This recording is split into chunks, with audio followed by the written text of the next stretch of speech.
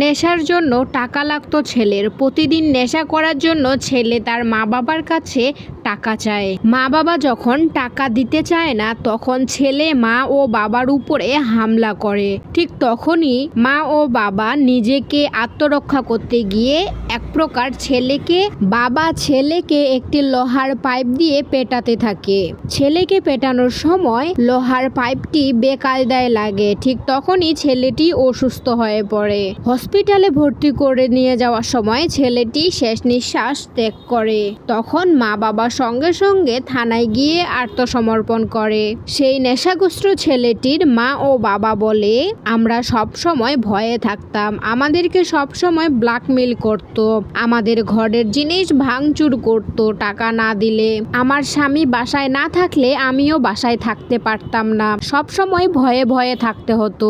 আমার ছেলে আমাকেও মারতো। ছেলের জন্য কখনোই একা বাসায় থাকতে পারতাম না। স্বামী যখন বাইরে যেত তখন আমাকে মানুষের বাড়িতে যেয়ে থাকতে হতো। আমি আল্লাহর কাছে অনেক দোয়া করেছিলাম, আল্লাহ আমার ছেলেটাকে ভালো করে দাও, কিন্তু আমার ছেলেটা শেষ পর্যন্ত ভালো হলো না। তারপরেই তো এমন ঘটনা ঘটলো।